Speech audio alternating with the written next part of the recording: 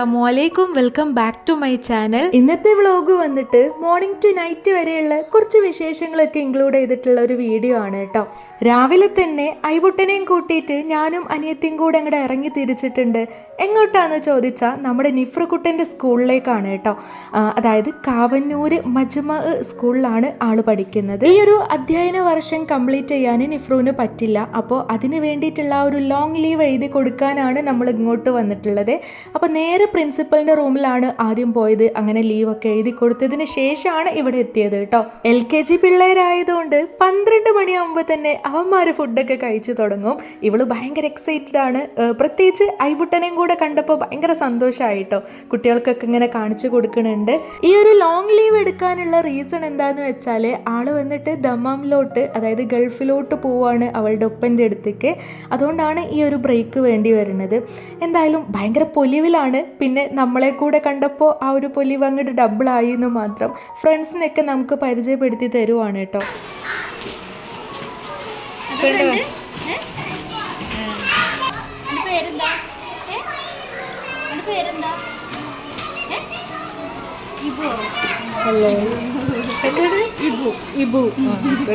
നമ്മളിന്ന് സ്കൂൾക്ക് വരുന്ന വിവരം നിഫ്രുകുട്ടൻ ഓൾറെഡി അറിയാട്ടോ. കാരണം നമ്മൾ രാവിലെ തന്നെ അതിനെക്കുറിച്ച് ഡിസ്കസ് ചെയ്തിട്ടുണ്ടായിരുന്നു, നിൻ്റെ സ്കൂൾക്ക് എന്തായാലും വരും എന്നുള്ളത്.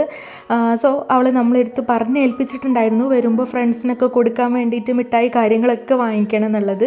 ചുരുക്കി പറഞ്ഞാൽ ആൾ ചെറിയൊരു പൊളിച്ചിക്കോതയാണ് സ്കൂളിൽ മൊത്തം പറഞ്ഞ് പരത്തിയിട്ടുണ്ടായിരുന്നു. ഞാൻ എൻ്റെ അപ്പാൻ്റെ അടുത്തേക്ക് പോവാണ്, ഞാൻ ഗൾഫിലേക്ക് പോവാണ് എന്നുള്ളത്.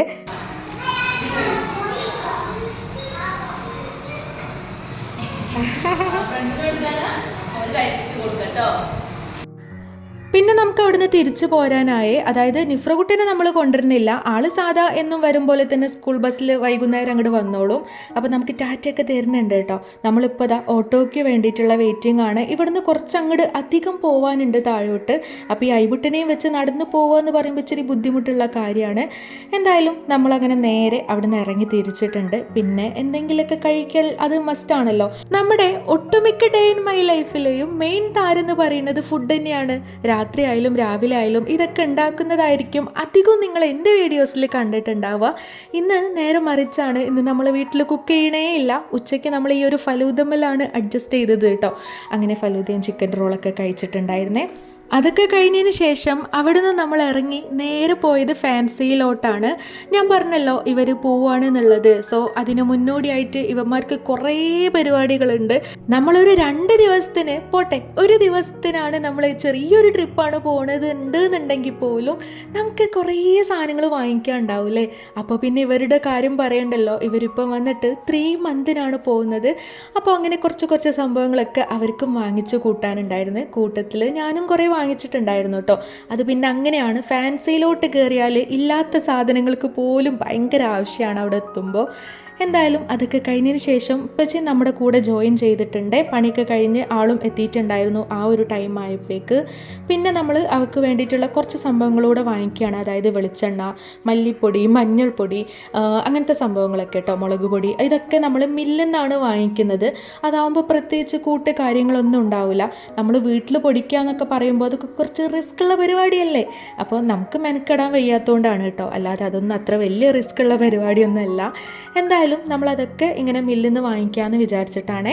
വീട്ടിലെത്തിയിട്ട് പ്രത്യേകിച്ച് വലിയ വിശേഷങ്ങളൊന്നും ഇല്ലാത്തതുകൊണ്ട് ഞാൻ പിന്നീട് അങ്ങോട്ട് കാര്യമായിട്ടൊന്നും ഷൂട്ട് ചെയ്തിട്ടില്ല കേട്ടോ. വൈകുന്നേരം നമ്മൾ ഉമ്മമ്മാൻ്റെ അടുത്തേക്ക് പോയിട്ടുണ്ടായിരുന്നു. അതായത് ഇവൾ പോണ വിവരങ്ങളൊക്കെ പറയണമല്ലോ.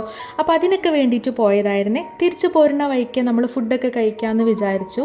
അങ്ങനെയാണ് അൺഎക്സ്പെക്റ്റഡ് ആയിട്ട് നമ്മൾ ഈ ഒരു ക്രിസ്മസ് അപ്പൂപ്പനെ കണ്ടത്. അപ്പൂപ്പനൊക്കെ അങ്ങോട്ട് ന്യൂജനായില്ലേ. നല്ല വൈബായിരുന്നു. ആള് ഭയങ്കര സെറ്റായിരുന്നു കേട്ടോ. കുട്ടികൾക്കൊക്കെ ഭയങ്കരമായിട്ട് ഇഷ്ടപ്പെട്ടിട്ടുണ്ടായിരുന്നേ. നിഫ്രോനും നിഷുവിനൊക്കെ നമ്മൾ ഇന്ന് ലഞ്ചിന് രാവിലത്തെ ബ്രേക്ക്ഫാസ്റ്റ് തന്നെയായിരുന്നു കൊടുത്തു വിട്ടിട്ടുണ്ടായിരുന്നത്.